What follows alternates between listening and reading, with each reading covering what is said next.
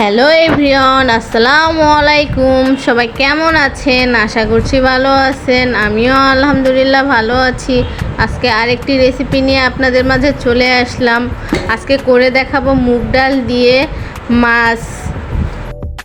আমি এখানে 1 কাপ মুগ ডাল নিয়েছি। মুগ ডালটা হালকা ভেজে নেব। একটা প্যানে মুগ ডাল দিয়ে দেব।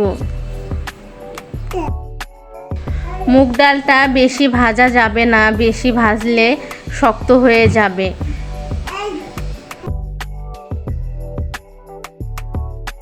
আপনারা চাইলে মুগ ডালটা না ভেজেও রান্না করতে পারেন, তবে মুগ ডালটা ভেজে রান্না করলে টেস্টটা অনেক ভালো হয়।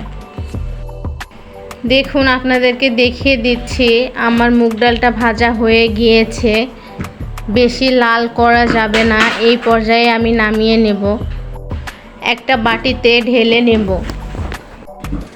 এখন দিয়ে দিব পানি।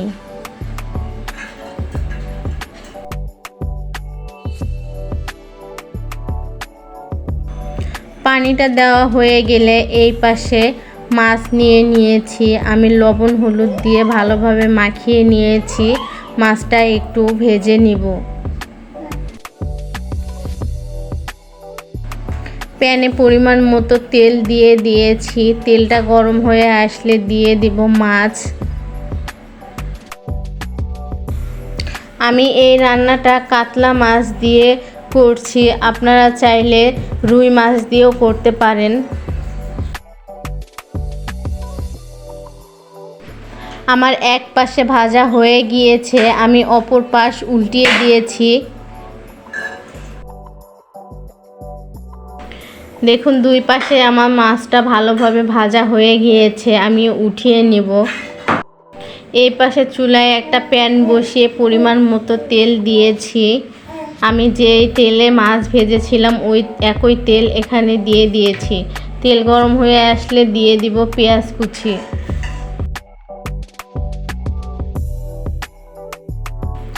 পেঁয়াজটা একটু লাল করে ভেজে নিব।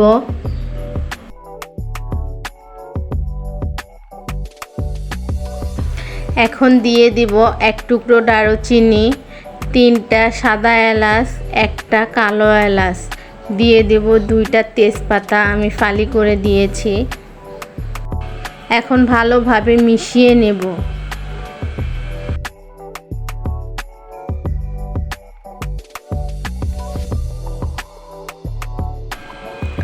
দিয়ে দেব আদা রসুন বাটা 2 টেবিল চামচ। আমি আদা রসুন একসঙ্গে বেটে নিয়েছি। এখন ভালোভাবে মিশিয়ে নেব।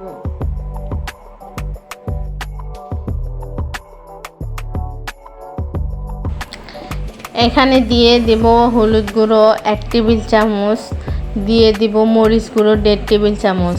মরিচটা আপনাদের পছন্দ মতো আপনারা দিয়ে দিবেন। দিয়ে দিব জিরা গুঁড়ো 1/2 টেবিল চামচ এবং দিয়ে দেব স্বাদ মতো লবণ।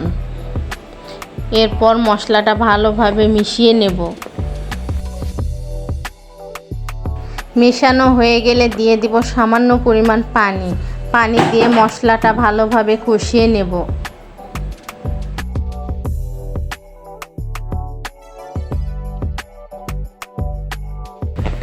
মশলাটা আমার কষানো হয়ে গিয়েছে। দেখুন, উপরে তেল উঠে এসেছে। এই পর্যায়ে দিয়ে দিব মুগ ডাল। মুগ ডালটা আমি ভালোভাবে ধুয়ে নিয়েছি।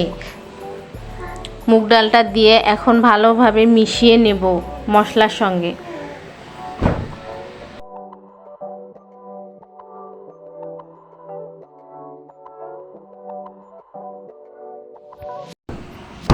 নেড়ে চেড়ে মশলার সঙ্গে একটু কষিয়ে নেব মুগ ডালটা।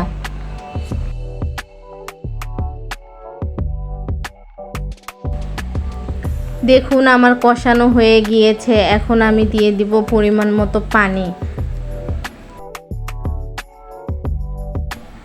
এখন ঢাকনা দিয়ে ঢেকে দেব সিদ্ধ হওয়ার জন্য। ফিরে আসলাম 10 মিনিট পর।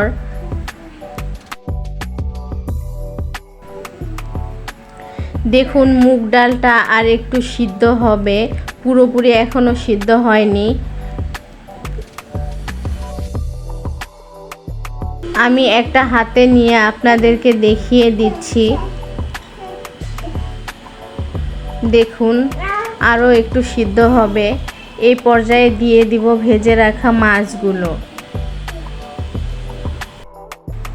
আমি একটা একটা করে মাছ দিয়ে দিচ্ছি। দেখুন,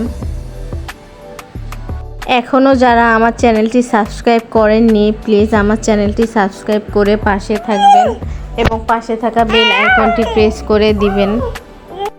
আর যারা ফেসবুক থেকে দেখছেন তারা প্লিজ ফলো দিয়ে রাখবেন এবং পেজটি শেয়ার করে দিবেন।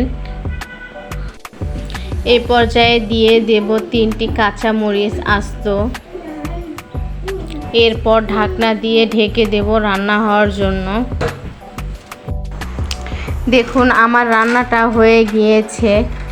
আমি এই পর্যায়ে চুলা জাল অফ করে দিব এবং নামিয়ে নেব, কারণ ঠান্ডা হওয়ার পর ঝোলটা শুকিয়ে যাবে। এই পর্যায়ে আমি নামিয়ে নেব। চলুন আপনাদেরকে পরিবেশন করে দেখাই। দেখুন কতটা লোভনীয় হয়েছে রান্নাটা। আপনারা চাইলে এইভাবে বাসায় একবার ট্রাই করে দেখতে পারেন, আপনাদেরও অনেক ভালো লাগবে।